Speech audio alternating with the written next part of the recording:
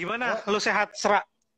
alhamdulillah sehat-sehat nih, walaupun kurang istirahat cuma karena asupan vitamin, jadi alhamdulillah sehat-sehat. Halo, apa kabar? Hmm, baik-baik, alhamdulillah. Wah, ada yang ngapa nih, Bang Asra? Halo, Riani Sofana. Lo lagi di mana sekarang, Vin? Oh, kenapa, Cak? Lokasi, lokasi di mana nih sekarang? Di Rawan Nusantara, di kantor. Oh, di Raman Nusantara. Hmm. Wah, Pelor jauh ini, Pelor. Oh iya, Pelor. Wih, Lor. Pelor nih kemarin main di film Galang nih. Wah, yoi, Lor, mantap. cerita dong film Galang gimana kemarin?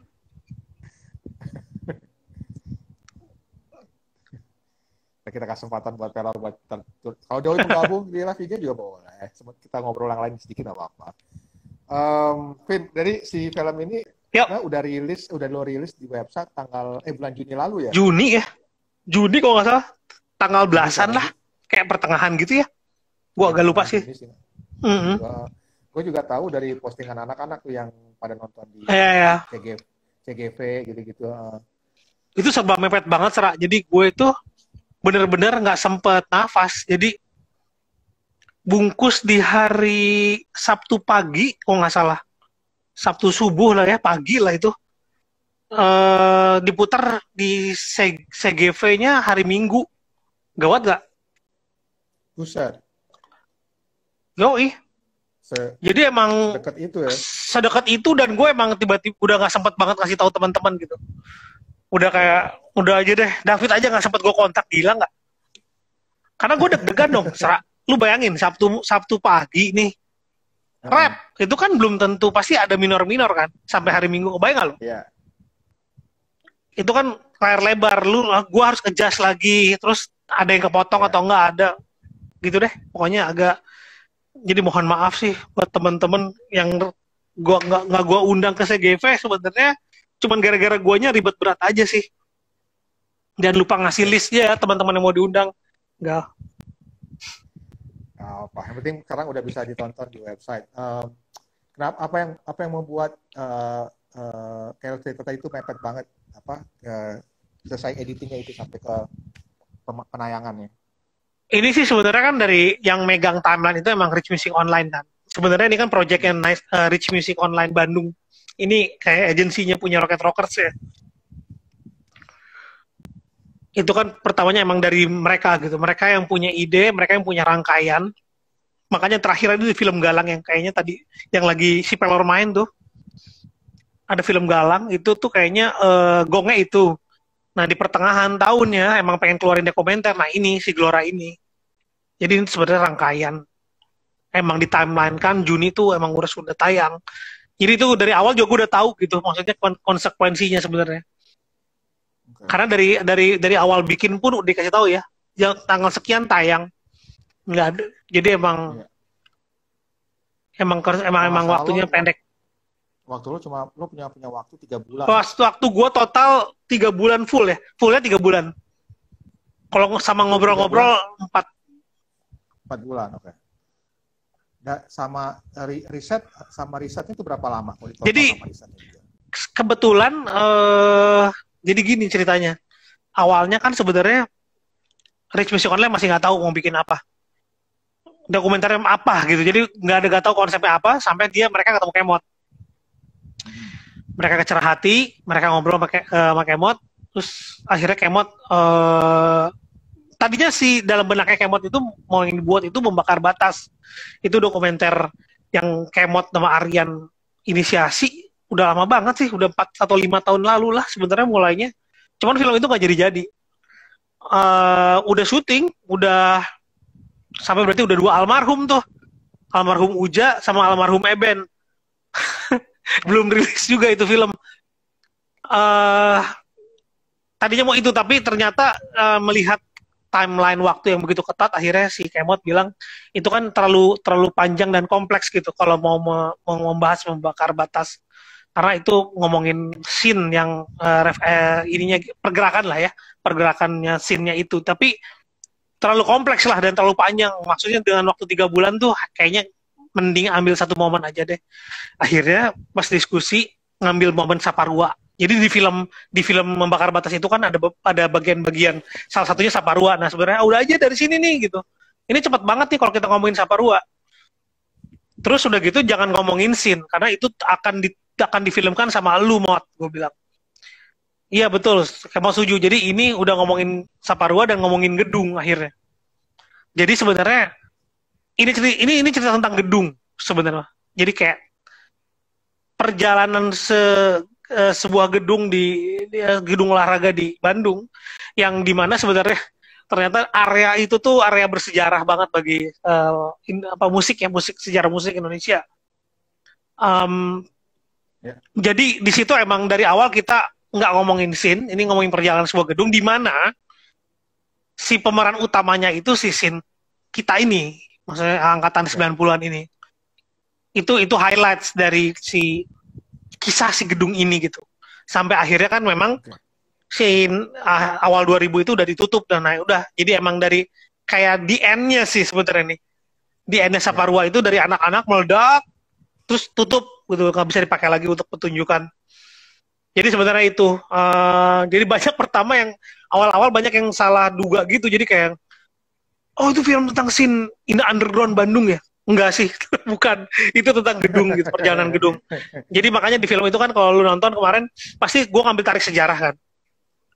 Kalau lu nonton pasti gue narik dari sejarah dari lama banget, bahkan dari zaman VOC ya. Iya. Gitu. Ya, lo kasih introduksi dari zaman VOC, terus akhirnya terbentuk.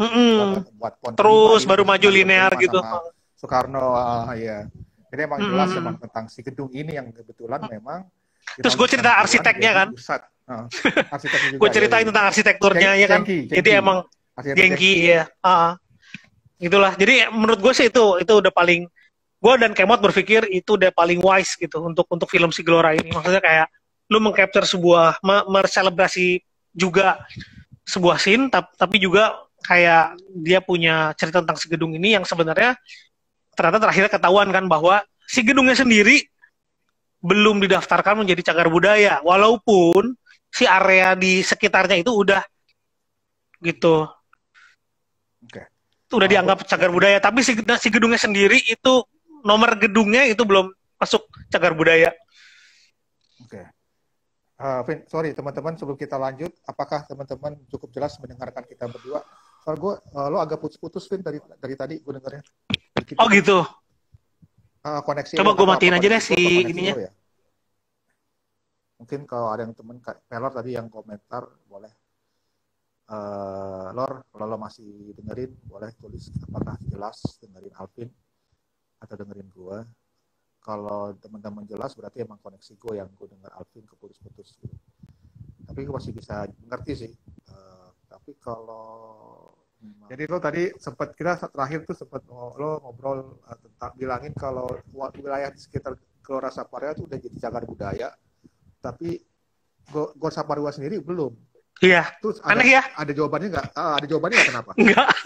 Gue juga nggak tahu. Tapi kayaknya hanya di Indonesia yang bisa kayak gitu kali ya. Gue juga ngerti. Fungsi sebagai gelora, jadi nggak dibuat Jakarta. Gue nggak tahu ya. Jadi memang gue akui sih, memang sih lapangan itu kan emang wajib ya dijadikan cagar budaya. Mengingat itu kan dulu ada yang namanya itu Jarbers, Festival Jarbers itu kan di situ. Jadi emang bersejarah juga. Tapi kan memang si lapangan lari itu loh, Sarah. Lu inget kan? Saparua itu lapangan lari, track larinya full udah lama gue gak kesana. Oh gitu. Pokoknya gitu ada trek lari, ada satu bidang gitu di tengah-tengah dikelilingin sama jalan. Nah, itu memang akhirnya pas habis tahun 60-an baru dibuat tuh si gedung si gornya. Tapi memang wajib sih area itu. Tapi si gornya sendiri itu kayaknya nggak terekam jejaknya karena gini. Ketika gue cari informasi tentang gedung tersebut itu nggak ada. Jadi sebenarnya mungkin memang yang paling sulit memang mencari track ini tuh siapa yang bikin, tahun berapa, segala macam itu tuh emang blank, sama sekali blank. Jadi cuman ada clue dari sejarawan di Bandung, Ridwan Huta Galung, dia cuma ngomong kalau nggak salah si gor ini itu dibikin ketika mau PON di Bandung tuh. Akhirnya kita search kan PON keberapa, kalau nggak salah PON ketiga. Dan itu tuh ternyata tahun ternyata tahun 61. Nah, udah dari situ bener juga nih. Soalnya pohon ketiga tahun 61 dicari bener serak ke dicari ke Perpusnas kalau nggak salah itu untuk mencari pikiran rakyat. Ya dicari aja term segitu tuh tahun 61 ke belakang 59 gitu. Dapat tuh berita-beritanya dan emang bener si Soekarno nyuruh Bandung bikin bikin gelanggang karena mau dibikin pohon di situ. Ya. Akhirnya dibuat tuh di situ. Tahun 61 diresmiin dan emang after itu sering dipakai manggung ternyata. Langsung gitu. Jadi kayak Langsung ya. langsung dipakai manggung. Nah, dulunya di zaman Hindia Belanda di trek larinya itulah si keroncong konkurs itu biasanya diadain. Jadi emang area itu area hiburan lah sebenarnya, Cerak. Karena mungkin di tengah-tengah kota juga. Iya, itu kayak lapangan di tengah kota, orang-orang bisa ngumpul ke tengah gitu kali ya. Iya, iya. Mm-hmm. Iya. Gue suka cara lo menceritakan, maksudnya memasukkan keroncong itu juga, karena emang ada relevansinya dengan si gedung ini kan. Dan iya. Jadi gue tahu sejarah, gue baru tahu kalau keroncong itu musik rock and roll pada zamannya. Iya, betul. Musik pada pencoleng gitu-gitu. Iya. Betul, dan emang sama Jepang. Iya, betul. Jadi lucu sih emang ternyata kayak kalau kita kan memang sadarnya ketika kita lahir ya karena kita ada keterbatasan informasi kepada sejarah dan arsip. Jadi kita taunya kayak keroncong itu udah di atas ya, Serak ya. Tanda kutip adiluhung gitu kan. Gitu. Musik ya data kebudayaan tuh keroncong adiluhung banget ternyata. Lahirnya dari Islam juga. Iya, gue baru tahu tuh asli. Berarti yang dengerin kalau belum nonton Gelora harus nonton nih, karena nggak hanya soal scene ada 90-an, tapi juga banyak hal lain gitu ya. Yeah. Terus akhirnya mulai tuh ya pada geng-geng rock and roll tua tuh kan pada manggung di situ.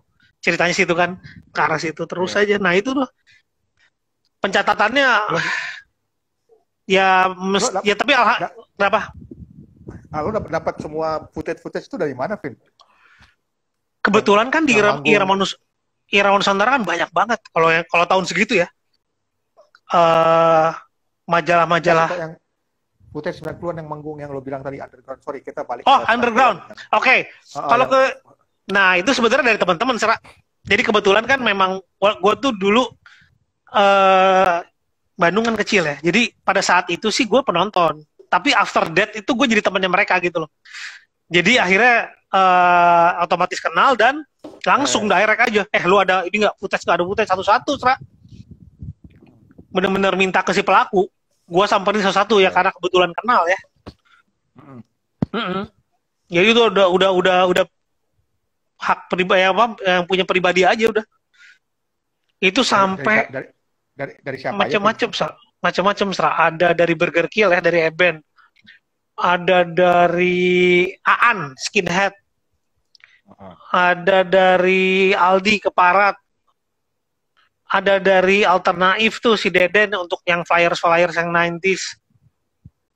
Terus ada dari videonya tuh ada yang dari Barus Balkoni. Terus ada yang dari Erlan, anak Sukabumi. Jadi itu band Sukabumi waktu itu manggung di Saparua. Terus banyak sih. Iya, gue ada lagi sih bro. Pas nonton gue kayak gila ya, tahun 90-an udah ada yang ngedokumentasi ini, luar biasa nih, orang-orang ini dapat pahala nih gue bilang. Tapi yang susah itu yang sebelumnya justru, Serak. Wah itu gue keder banget nyari rock. Gue sampai telepon Lok Zelebor. Dan beliau nggak punya. Gue akhirnya ngontak si Rio High. Si Rio pun, wah dari High ya lumayan lah. Gue dapat poster-poster ya, festival rock di Saparua di lapangan atau di gedung gitu. Ya dari Rio High. Tapi nggak banyak, Serak. Itu sih sebenarnya justru gue yang kewalahan tuh era rock justru era underground tuh udah pada ada yang lumayan banyak yang sadar dokumentasi lah. Lumayan gitu. Cam gitu. Handycam ya. Handycam.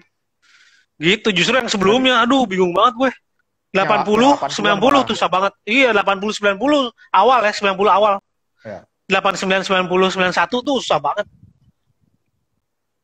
80. Emang kalau 80 band-band yang manggung itu siapa aja, Vin? Ya sebenarnya kan itu kan debutan Celebor juga. nggak, ya selain Lex Celebor sebelum-sebelumnya juga yang hits-hits tuh di situ, Chrisye. Ini aja sih, apa sih, kayak tempat manggung aja, Serak. Jadi emang kayak tempat konser. Jadi kayak yang manggung ya bisa Club Project. Jadi pernah juga di situ. Ya, ya. Lucu ya kalau dipikir, Vin, maksudnya di kita tuh ada tradisi mungkin nggak sengaja kebentuknya, yaitu buat Gelora itu dijadiin gedung konser. Padahal akustiknya tuh nggak banget gitu. Gor bulu tangkis ya. Tapi emang rata-rata di Indonesia gitu yang menarik ya. Gor-gor itu berperan banget. Murah harganya, Sa. Posisi di tengah kota dan harganya murah. Gue rasa itu pasti. Nggak ada lagi. Gue kalau ke daerah-daerah tuh kayak masih pasti Gor. Iya. Pasti manggungnya di Gor. Gila, Gor ini. Iya. Kalau manggung, wah udah tahu, udahlah pasti mantul nih, udahlah. Pasti mantul, udah. Nggak ada yang bener. Tapi itu murah sih, affordable banget. Sekarang kan lu kalau bayangin ya, di Bandung misalnya kelasnya Saparua, mereka punya apa? Nggak ada lagi. Yang di tengah ya. Kalau apa tuh yang di punyanya ITB, Sabuga itu kan mahal. Iya. Itu mahal. Kalau yang kelas Gor Saparua gitu, kapasitas berapa tuh? 1.000? Enggak ya, 3.000 ya. 2.000 ya. Ya, 3.000 maksimal banget kayaknya. Segitu sih kayaknya nggak ada deh sekarang ya, hari ini di Bandung. Adapun di luar mungkin, maksudnya udah di Cimahi atau di pinggir-pinggir ya. Di ujung Berung mungkin, gue nggak tahu. Di Arca Manik gitu, maksudnya udah nggak Bandung, udah di pinggir. Nah, murah kali, Serak. Iya, murah ya kan. Menurut Sam Bimbo di film itu kan pertama kali itu konser di Saparua yang ada Guru sama Eka Sapta sama BPDI juga kan ya. Iya. Itu tahun 6 berapa? 65 kalau nggak salah ya, 63 atau 65, gue lupa deh. Ya 65 kalau nggak salah. 65-an ya. Kata lu langsung dipakai ya buat konser ya. Langsung kayak acara 17-an apa, pokoknya untuk acara daerah lah biasanya tuh. Kalau di Bandung tuh emang daerah ini bikin acara, Buah Batu bikin acara gitu. Ya. Dan itu kalau nggak salah ya daerah rumahnya Sam Bimbo. Makanya dia bikin Kus Bersaudara sama siapa tuh pertama kali dia manggung sama grupnya dia. Okay. Yang sama Guru Guntur. Okay. 70 juga masih sering dipakai ya buat masih Hari Rusli. Masih kok. God Bless. Kadang kan tuh foto-fotonya. Beni Subarja ya pasti lah, Giant Step masih banget, apalagi Giant Step laku banget di Bandung. Lo sendiri pernah berapa kali nonton konser di sana, Vin? Di Saparua sebenarnya awalnya banget itu dulu bazar gue di situ, SMA 2 kan gue, makanya kan di situ ada foto-foto bazarnya ya, itu karena gue sekolah di situ.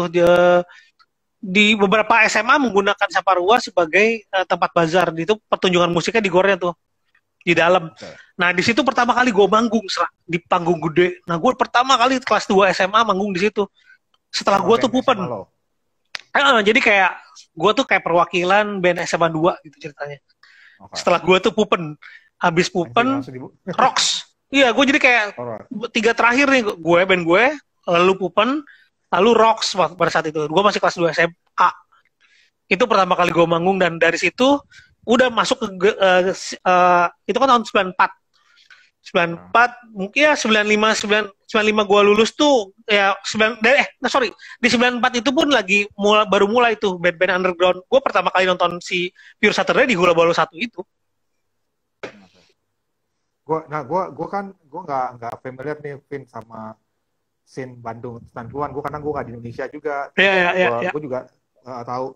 Bisa lo ceritain sih nggak gue atau sama teman-teman lain yang belum pernah nggak tahu scene Bandung itu situasi bagaimana sih saat itu di 94 95 gitulah yang lo rasain? Pada saat itu gue masih SMA. Jadi setahu gue Bandung itu memang minat musiknya itu muncul di tongkrongan-tongkrongan. Tongkrongan itu biasanya disebabkan sama sekolah, sejarahnya itu. Ini baru gue bahas di Bandung Design Biennale kemarin. Gue ngebahas sama Uco Komisat sama Adi Gembel. tentang tongkrongan di Bandung. Jadi ternyata intinya yang perlu dicatat adalah Bandung itu tongkrongan. Jadi kota kecil, ada tongkrongan, ada yang nongkrong di TL, ada yang nongkrong di rumahnya River, studionya si Helvi, ada yang nongkrong di warung. Banyak kan di warung. Nah, di warung ini anak SMA sebenarnya yang nongkrong. Uh, Anak-anak SMA, lalu mereka kuliah. Nah, ini udah mulai masuk ke tongkrongannya, masuk tongkrongan kampus. Di sini sebenarnya yang lebih blend gitu. Jadi kayak udah mulai ada cross informasi. Tadinya kan sendiri-sendiri ya. Gue denger My Bloody Valentine sendiri. Yang di sana juga misalnya di TL juga, misalnya sendiri, di Ujung Berung sendiri misalnya. Di saat gua kuliah itu kan ketemu dari beberapa tempat ya, beberapa sekolah-sekolah. Jadi nah, di situ mulai blend tuh, gua ketemu Eben di kampus, gua ketemu anak-anak Moka. Di situ gila sih, gua ketemu. Pokoknya di situ gua kenal, akhirnya semua anak-anak gua kenal tuh gara-gara di Tenas. Dan namanya Bandung kan kecil. Nanti antar sekolah tuh juga nongkrong lagi, gue sama David nongkrong lagi, anak-anak SR.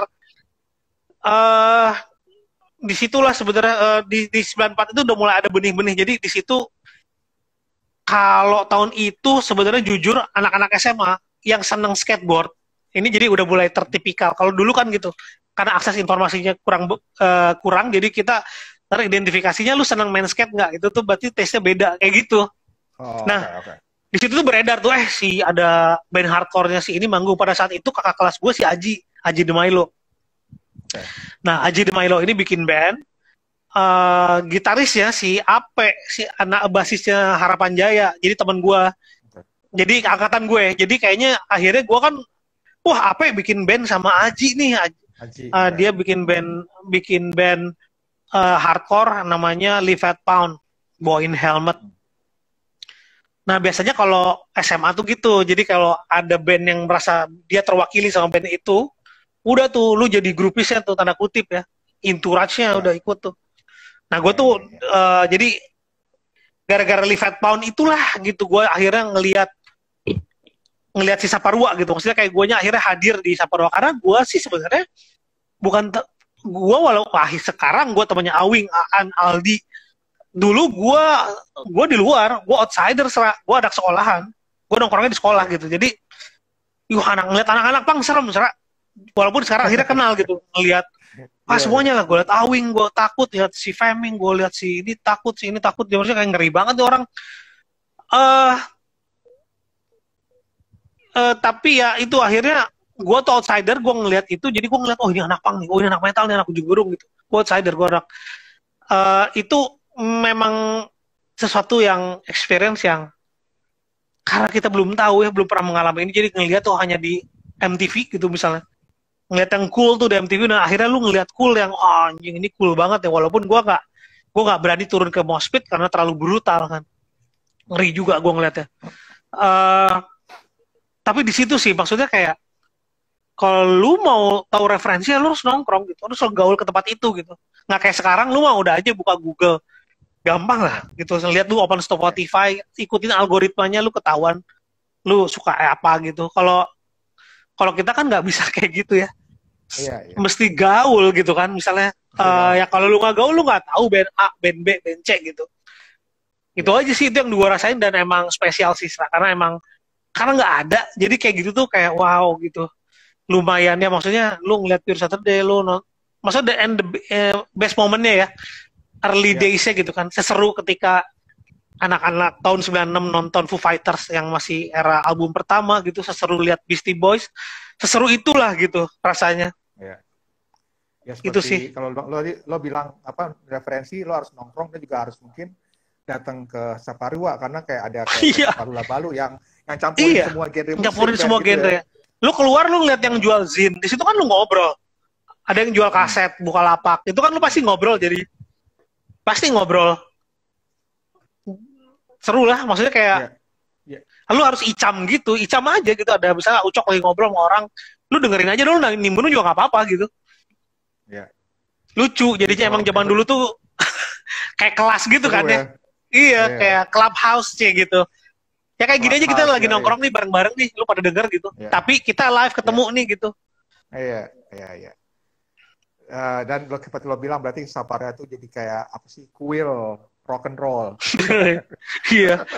Ya karena semua di situ ya, Kus Bersaudara di situ, Bimbo ya Bimbo di situ, Aneh Kanada di situ kayaknya semua orang pernah manggung di situ deh. God Bless, Hari Rusli gitu kayaknya. Ini udah kuil aja kali ya. Iya, udah kuil aja. Ya maksudnya dilanjutin ke 90 dengan band-band Nah yang, itu. ya kayak gue, terus kayak kalau bilang tadi kalau lihat anak punk serem, gue jadi ngecengin ceritanya siapa Aryan di film itu yang dibilang ada anak punk terus lagi mabok, terus ada preman, terus juga ada angkat anak kecil angkat beginin, kira gue mau anak kecil bang, ampun bukan jangan, ternyata karena doi mabok dijadiin keyboard, dia jadiin keyboard. Si Kaisar lagi main. Itu lucu sih, gue ketawa tuh. Nah, gitu. balik lagi ke film, bagaimana cara lo dan tim menentukan siapa aja yang harus diwawancara nih? Jadi gini, kalau gue ngeliatnya, betul, gue ngerunutnya gini. Kalau gue berpikir kayaknya nih keren ya gitu dalam benak gue. Anak-anak pelaku jangan terlalu banyak yang diwawancara. Seharusnya harus ada alasan kenapa dia diwawancara. Karena biarkan mereka diceritakan oleh arsip. Kalau mengingat, gue ngeliat kan nih foto banyak, video banyak. Biarkanlah mereka diceritakan gitu oleh orang lain. Makanya yang pilihan gue pertama adalah, gue ngerunutnya adalah budayawan siapa ya bisa mendukung cerita. Gue pilih mungkin Idar, sejarawannya gue pilih Ridwan Huta Galung. Gitu. Orang-orang luar dulu nih yang gue list. Siapa yang bisa mengapresiasi ini? Orang yang sahih tapi orang di luar Bandung. Ya udah, gue ambil Wendy kayak gitu. Lalu siapa teman-teman anak-anak ini tapi anak-anak di luar Bandung? Ada Aat, ada siapa kemarin? Ada Buluk. Nah itu kan jadi personal ya. Jadi kayak dia menceritakan ini temen gue dan pergerakannya gitu. Jadi yang gue nggak mau, gue emang sengaja nggak mau bikin abang-abangan serak. Jadi kayak gue pengen orang aja yang bercerita gitu. Jangan gue hebat gitu, kayaknya nggak asik. Lebih baik mereka ada yang ngomong mereka hebat gitu, tapi orang luar. Itu sebenarnya yang gue kuncian. Kenapa gue masukin Eben? Karena Eben itu pada dasarnya dia orang Jakarta tadi. Dia orang Jakarta. Dia tuh orang Jakarta. Eben tuh anak Jakarta. Dan dia tuh SMA tuh karena dia bandel banget, dia dipindahin ke Bandung sama tantenya kalau nggak salah. Oh salah ya. Itu emang gue ada 2 cerita ya, anak Jakarta yang nakal banget di grounded dipindahin di Bandung. Itu which is keputusan orang tua yang sangat salah. Karena pasti akan jadi makin bandel. Itu ada Eben ya. Eben sama Om Leo juga gitu. Om Leo tuh SMA 2 lagi. SMA sama gue, cuman dia di bawah gue setahun. Om Leo kan orang Bandung? Kan. Om Leo anak Jakarta. Tapi dia SMA-nya di Bandung. Oh, oke. Ya. Nah itu tuh kayak itu cerita. Ya jadi Eben gitu.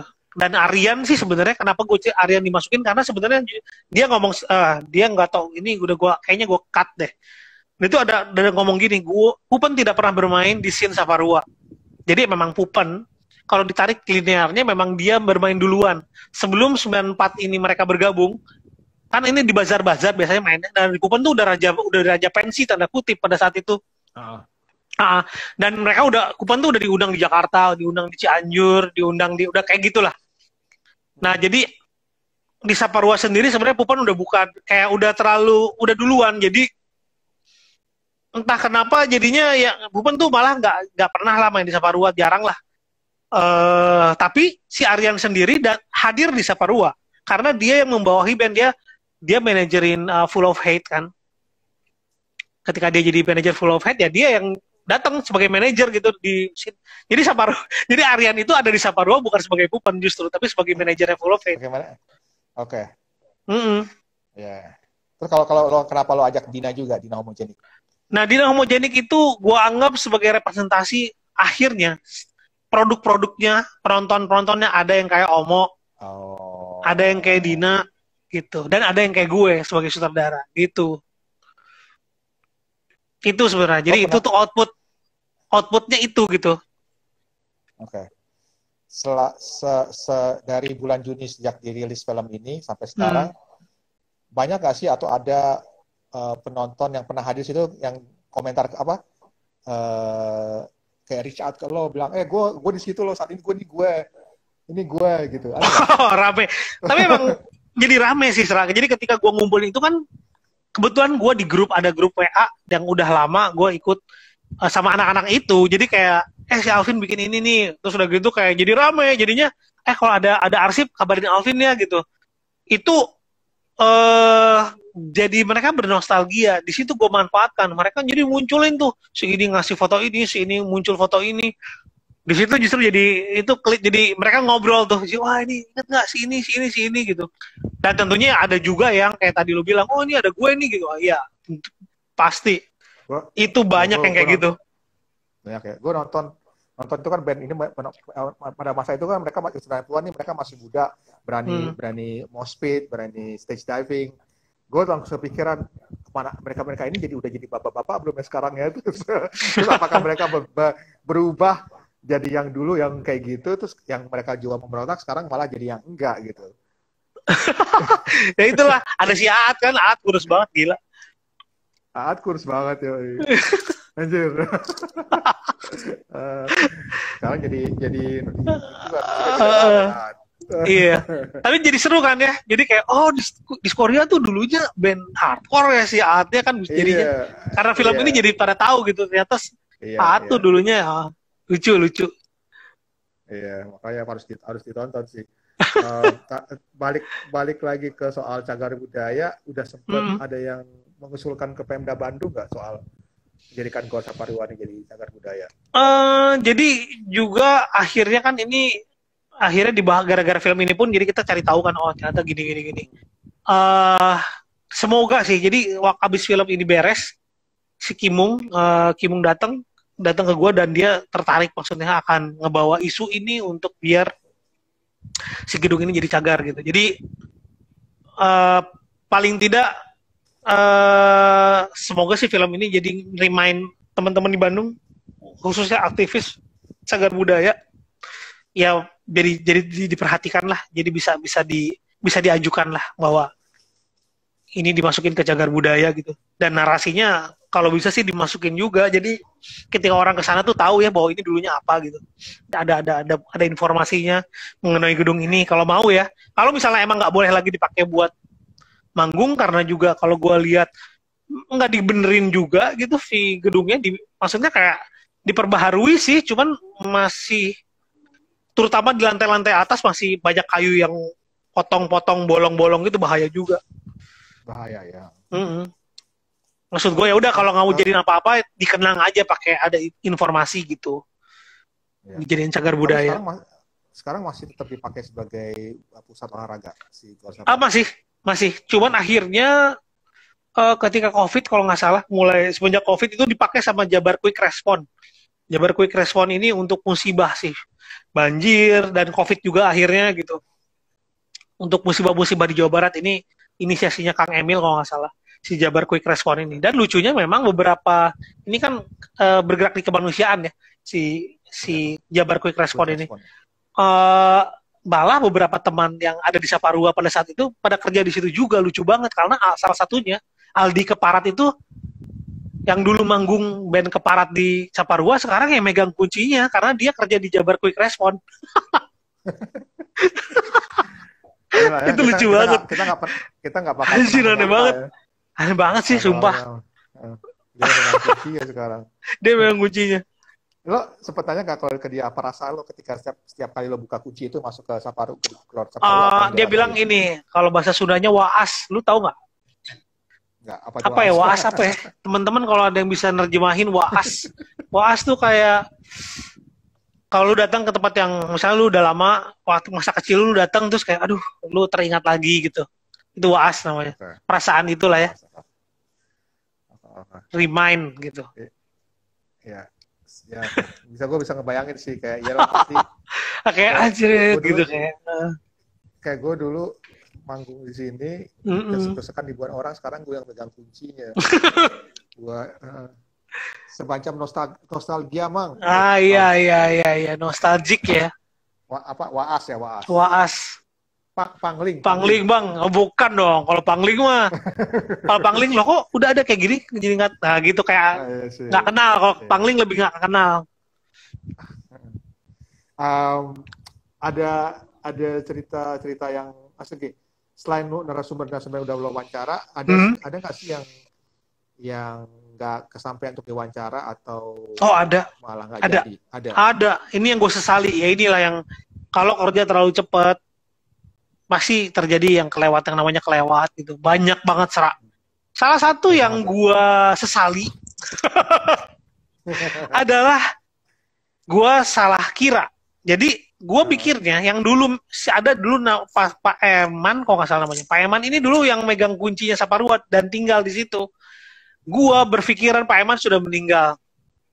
Ternyata Pak Eman masih ada. Wah, dan film udah jadi. Ya sudahlah. Itu harusnya diwawancara. Salah banget gue tuh. Dibuat ini nih, additional footage nanti. Iya kali ya. Tapi gue di situ tapi udahlah. Itu salah satu yang gue itu sampai sekarang gue masih gondok banget. Tapi ya gimana ya? Itu iya. Tapi itu emang harus diwawancara karena dia yang menjelaskan semuanya, Kak. Iya, dan gue rasa ini kan di film itu nggak tahu sebenarnya kenapa ini nggak boleh dibangkas. Itu tuh sebenarnya masih simpang siur berita sebenarnya. Mungkin Pak Eman yang lebih tahu. Siapa yang nyentot bahwa Saparua ini nggak boleh lagi dipakai untuk manggung? Kebijakan dari siapa? Itu pasti Pak Eman yang tahu. Kepemilikan si Gor juga kan aneh dia. Kalau nggak salah punya tanahnya militer.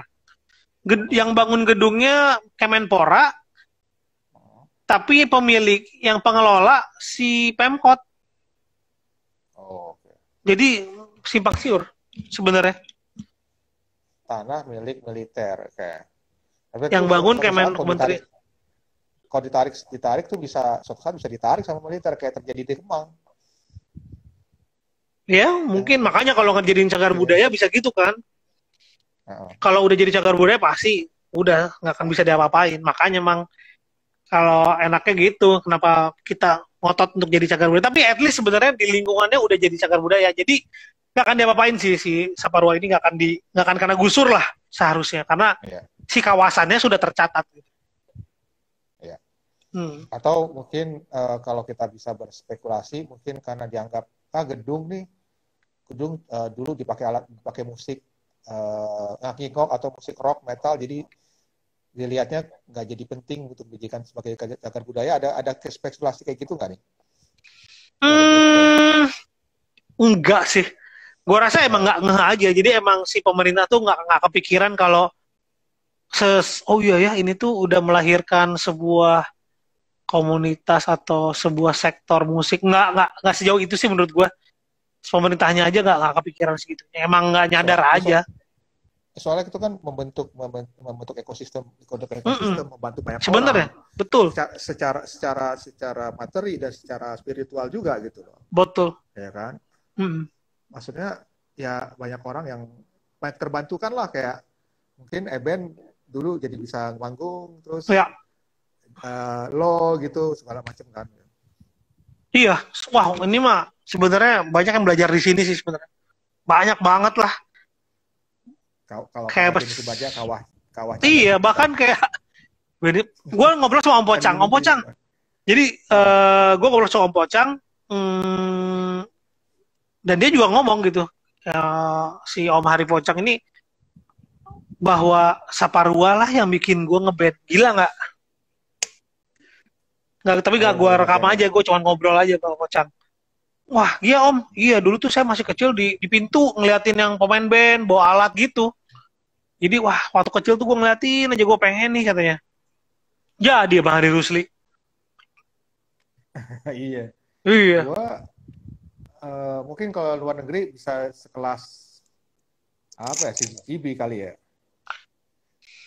Lebih besar tapi ya, bukan bar tapi ya. Lebih besar ya. Bukan bar ya. Mungkin kalau si BGB kayak Bibis ya. Ya kayak Bibis ya. Kalau Bibis dia si BGB itu. Ya kalau sih benar. Apa ya kalau di Gor ya? Ada sih. Apa coba nggak ada compare ya? Kalau di Amerika tuh kayak ya kalau mau nonton konser di gedung pertunjukan yang ada sound system, yang mewah kan, maksudnya yang proper ya. Ya kan, at least proper gitu. Ini kan gor gitu yang anjir, atap-atapnya gitu. Kalau ada hujan berisik. Kemarin gue interview si Eben, tiba-tiba hujan gede, anjing gitu. Terakhir sih, kayak, aduh ini gak kedengeran suaranya. Ketawa-ketawa aja tuh. Itu bener banget kayak terakhir gue nonton pernah main manggung berapa kali Korea, hujan kedengaran akhirnya. Iya, kayak goreng tahu kan. Gila. Berisik. Tadi ada yang mau nanya, silakan. Apa? Komentar. Nanya aja, cuek. Iya, komen-komen. Ada komentar bilang ceritain cerita lu tentang sama Om Deddy Stanza. Wah gila Om Deddy. Deddy Stanza tuh emang Jaggernya lebih Jagger daripada Mick Jagger kayaknya. Dia tuh kayak mamang lah di Bandung tuh, di Cikaso preman. Jadi emang yang menarik dari Deddy Stanza tuh beliau dari keluarga yang cukup berada. Jadi dulu tuh untuk referensi kan nggak banyak ya. Referensi itu nggak banyak gitu, kayak mungkin kalau di zaman gue ya ada di Taman Lalu Lintas tuh, di anak-anak skate itu kalau setahu gue sama Helvi ya. Helvi di situ kan.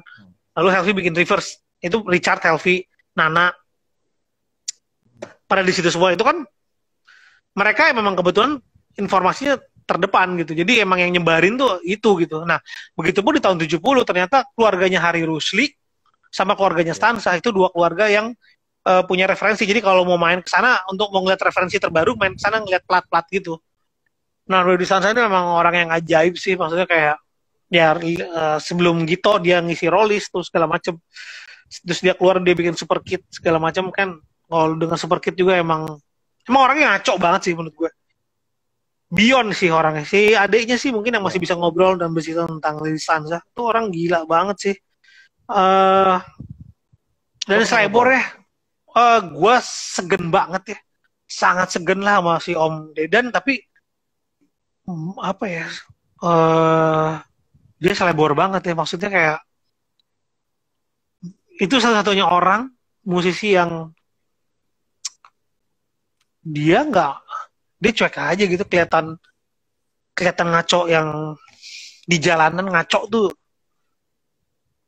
gila sih itu orang, maksudnya kayak wah gila, emang lebih Mick Jagger aja nggak gitu-gitu amat gitu, maksudnya kayak dia ngaco di jalanan di Bandung, orang-orang ngelihat ini itu kan Deddy Stanza, itu tuh ya udahlah gitu. Lu pasti ngelihat ya, kalau lu tinggal di Bandung lu pasti ngelihat. Kemarin ada aja cerita yang ngelihat Deddy Stanza ngapain lah, motornya jatuh lah, naik Vespa terus gitu lah, gitu bener-bener kayak brutal, kayak on terus gitu, gila sih emang. Itu gawat sih. Dan kesaksian dari Deddy Dores juga emang, kalau mohon maaf nih ya katanya, kalau Deddy Stanza enggak gits gitu, emang enggak bagus gitu. Ketika dia udah high dia bilang wah itu udah gila banget. Tapi kan lu lihat aja sih kalau emang Super Kid tuh kayak di lagu People atau apa segala macam, itu kan beyond banget ya. Maksudnya dia bisa kayak gawat sih orang itu, orang ininya ya, si imajinasinya sih si Stanza itu. Dan memang itulah maksudnya, mungkin kalau lu bad boy sih Stanza mungkin pilihannya ya. Itu all out banget sih orang, dan emang lebih mediocre ya, nggak banyak orang tahu ya. Mungkin skala nasional kalau nggak sedang musik nggak akan tahu Deddy Stanza kali ya. Iya nggak sih, Sira? Kalau nggak senang, betul. Bener nggak? Kalau nggak senang musik kayaknya nggak bakal tahu. Kayaknya nggak bakal tahu Deddy Stanza, iya kan? Iya, lu karena lu di musik aja, jadi lu tahu. Sebenarnya kalau orang umum kayaknya nggak tahu deh. Iya, banyak yang nggak tahu, betul. Betul. Terus ada yang komentar juga nih, dia mendukung dari Kia Sukma, saya lebih mendukung jadi cagar budaya daripada tiba-tiba berubah jadi hotel, apartemen atau mall. Waduh, iya, ya. Bener. Bandung kan gitu ya. Apa-apa dibangun, wah kacau banget. Makanya banjir. Iya. Maksudnya pembangunan, alih-alih pembangunan buat pembangunan buat itu, padahal sebenarnya enggak juga, itu malah kemunduran. Iya. Memang untuk, kalau gue ngeliat memang ketika si tol Jakarta-Bandung dibikin sama SBY, lalu ya itulah pertananya Bandung 2005, ketika di tengah-tengah tuh ada ada jembatan layang gitu di tengah kota gitu kan, dari tol ke gedung sate itu udah kayak wah ini sih udah mau jadi metropolitan kecil nih, tapi kan susah ya, infrastruktur di Bandung kan bukan untuk metropolitan gitu. Terus tapi emang di situ terus terang Bandung makin berantakan di situ kalau gue sebagai orang Bandung ya. Ngelihat tahun 2005-an lah itu. Nah, itu Tapi sebelum memang lo pindah. ya sebelum gue pindah 2005 Desember ke Jakarta. Terus gue ngeliatnya itu terus agak berantakan ya, yang tadinya Pasteur itu kan tadinya tuh pohon palem tuh di tengahnya, di pinggirnya pohon-pohon sama rumah tua semua gitu udah kelar. Sekarang lihat aja kayak gitu Pasteur, masuk Pasteur kayak gitu. Maksud gue baligo. Tapi memang gue percaya kalau memang akibat itu tuh penghasilan Bandung ekonominya naik sih. Gue percaya gitu. Maksudnya kayak investor-investor dari Jakarta tuh pasti makin banyak invest. Itu terjadi ketika distro-distro, anak-anak main distro ada FO tuh. Mereka punya duit dari Jakarta kan jebret. Itu mungkin salah satu yang ngeganggu distro goyang ya pasti FO awalnya. Lalu sekarang kayak orang kayak Uniqlo, H&M udah kelar. Iya. Iya. Wah udah, Tapi iyalah, udah kelar. gue tadi mau komentar soal ini juga, Vin. Soal tongkrongan tadi. Ya, tongkrongan. Lo bilang kan gara-gara tongkrongan, sebenarnya tuh Bandung gara-gara tongkrongan jadi terbentuk komunitas yang itu semakin nongkrong. Gue jadi inget cerita karena lo kita sebutin juga nama Hari Rusli. Jadi inget bukunya si Idar tuh yang Idar ya. dari Bandung. Kan ya, si Bengal. Juga sebenarnya tempat Hari Rusli, kemarin Hari Rusli jadi tempat tongkrongan kan. Ya. Jadi tempat tongkrongan, terus jadi awal ada yang tongkrongan orang menengah ke atas, ada tongkrongan para anak-anak pencinta alam. Akhirnya mereka ngelebur gara-gara Hari Rusli juga buat vokal grup gitu. Ya. Akhirnya terbentuklah komunitas baru musik yang dari tempat tongkrongan itu. DKSB ya. DKSB itu yang emang butuh tongkrongan kayak kita Jakarta butuh tongkrongan kayak dulu. Gue merasa kehilangan waktu gue pertama balik ke Jakarta. Gue nongkrongnya ya di Pendulum, di Aksara. Ya. Walaupun itu saat itu udah akhir-akhir Aksara ya. Ya tapi emang butuh tongkrongan. 2009. Butuh tongkrongan gitu. Atau ada Ruru, ada. Makanya pertanyaan waktu kemarin talks gue yang waktu di Bandung di San Biennale, itu pertanyaannya adalah kalau hari ini lu nongkrong kayak gimana ya? Karena kan lu untuk tahu referensi lu udah nggak perlu lagi ketemu orang sebenarnya. Tapi kalau somehow apakah masih perlu tongkrongan gitu atau sudah parsial aja? Gue nggak ngerti sih sebenarnya anak-anak zaman sekarang ya. Gue merasa perlu karena satu ada orang banyak. Kita perlu dengar cerita-cerita yang seru, terutama kayak dari orang-orang seperti David Tarigan, dari Elo. Kan di Clubhouse bisa Clubhouse. Bisa, cuma tapi beda loh. Maksudnya kayak nongkrong lo kayak lo ngeliat ekspresi lo bisa sambil tiba balik langsung komentarin. Gak perlu kalau Clubhouse lo harus angkat tangan dulu. Kalau lo nggak sebagai pembicara ya kan. Gitu. Terus juga ada bumbu-bumbu bombastis sedikit mungkin yang kayak jadi lebih seru. Jadi seolah-olah jadi legenda atau jadi cerita kayak seru gue kalau hidup di saat itu gitu kayak gitu emang selalu menarik ya maksudnya kayak Indonesia tuh kan emang dulu tuh kayak narasi di pencerita dongeng gitu tuh emang yang jadi emang orang tuh emang seneng didongengin orang Indonesia tuh emang kayak ada narasi itu kan dongeng gitu ya. Kayak ada pantun kayak gitu udah gitu kan ada ya Indonesia ya. Kayaknya emang lebih seru ya kalau emang diceritakan langsung gitu. Si penceritanya emang harus jago juga sih, harus kayak excited sehingga si yang denger juga kayak wah gitu ya. Iya sih emang beda aja ya. Sebenarnya gue juga nggak tahu sih emang. Tapi abang nggak tahu kayak kios apakah menurut lo emang akhirnya mungkin di sini juga jadi tongkrongan kan sebenarnya. Iya, jadi tongkrongan. Iya kan? Kesulitan jadi tongkrongan betul. Sebelum pandemi ya nongkrong di luar sampai jam 2-3 pagi, Vin. Sekarang masih gak? Enggak, kita masih tutup. Tapi kemarin udah mulai buka, Sabtu Minggu udah mulai coba buka. Lu weekend bukannya? Masih terbatas, masih. Ya pastilah. Maksimal masih 6 orang bersamaan.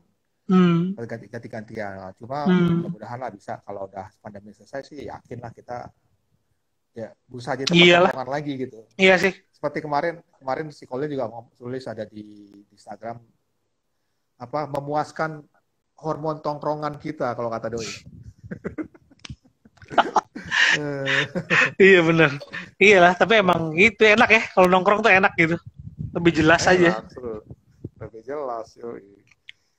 Nah, setelah si Gelora ini, proyek berikutnya apa buat Lovin? Wah, belum tahu nih. Tapi gue sih berpitching-pitching sih. Terus juga memang kebetulan nggak satu yang gue kerjain. Jadi yang gue lagi terus kerjain sih yang paling jelas.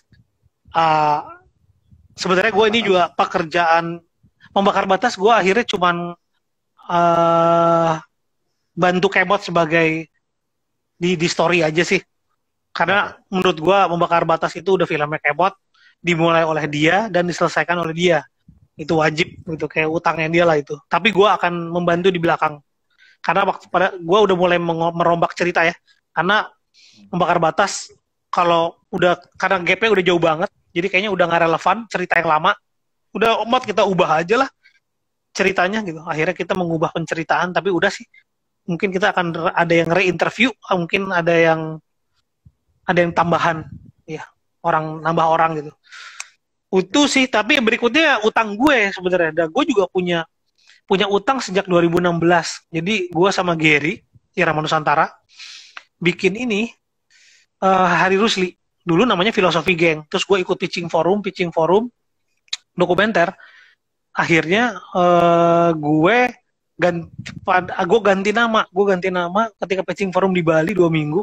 Gue dapat mentor orang Afrika Selatan. Gue ganti nama jadi Don't Talk About Freedom judulnya, dan gue persepsinya jadi berubah. Tadinya gue bercerita tentang album pertamanya Hari Rusli, bagaimana impactnya. Akhirnya gue mengubah menjadi The Don't Talk About Freedom. Jadi gimana Hari Rusli berjuang melawan rezim Orde Baru. Itu kan ternyata tahun 70 itu beliau beberapa kali ditangkap sama Orde Baru sampai akhirnya ke Belanda. Nah itu tuh di cerita itu nggak banyak orang tahu. Di situ gue mau bercerita di era itu sih. Jadi gue mau menceritakan Hari Rusli tapi cuma era itu di film ini nantinya. Lagi masih ongoing sih Sra. Tapi sebenarnya gue punya utang harus selesaiin, karena ketika gue pitching forum di Bali itu gue dapat funding dari TV Rusia. Jadi dia nggak menentukan kapan lu harus jadi, cuman dia ngasih grant, ini duit buat lo nih, lu pakai buat apa? Buat riset, gue bilang. Karena pada saat itu gue butuh banget riset kan, ke Jogja, kemana, ke tempat, pokoknya gue harus cari Hari Rusli gitu, sama pokoknya narasumber gue ada yang dari Jerman segala macam, jadi gue butuh pergi.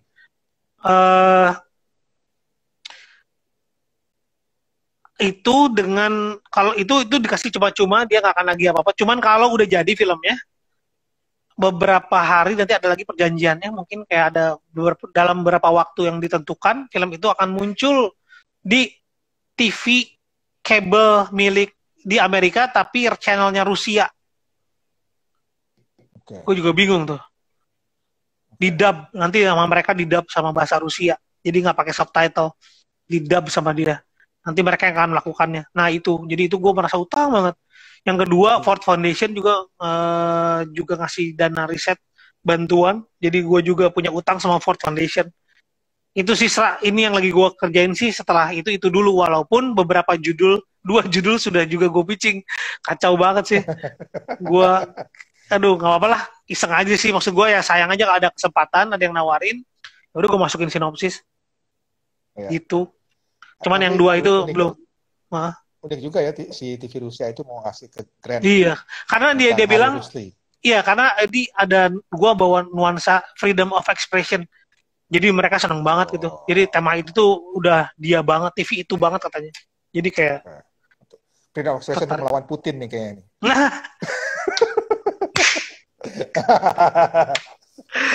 Kacau. Hati-hati lu di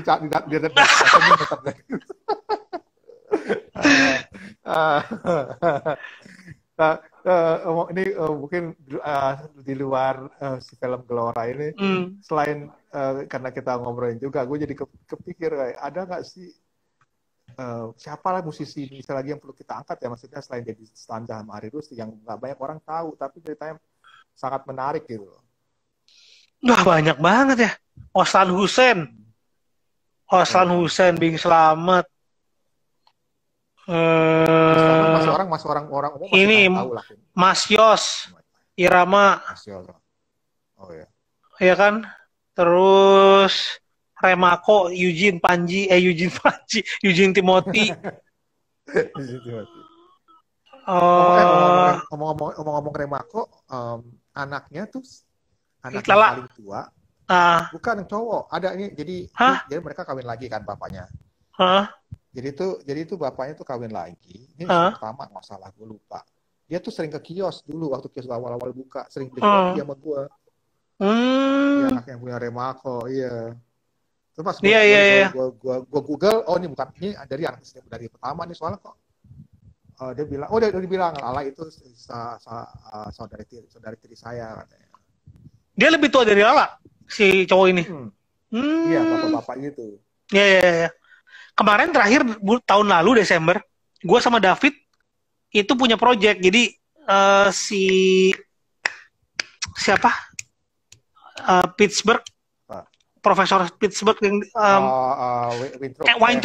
Andrew Weintraub minta tolong, gue mau disertasi tentang Remako. Akhirnya gue sama David dikasih budget, ngubek 3 bulan gue ada di gudang Remako, lihat master, nyatetin, fotoin, didata tuh buat Andrew Weintraub.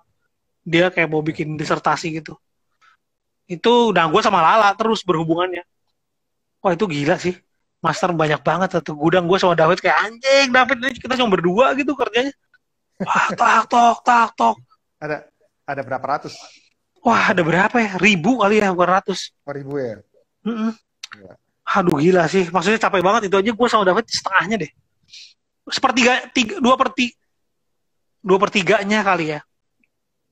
1/3-nya lagi belum gue data. Banyak banget. Masternya Benjamin, masternya banyak lah. Gue anjing, masternya ini, fit ini masternya ini. Masternya Ari Kusmiran, masternya banyak lah. Dan tuh, terus udah gitu, dokumen-dokumennya juga masih lengkap. Jadi kan dulu Remako pernah adu sama Bimbo di pengadilan ya. Jadi berkas-berkas bayar ini, bayar itu, royalti ini, royalti itu juga masih lengkap.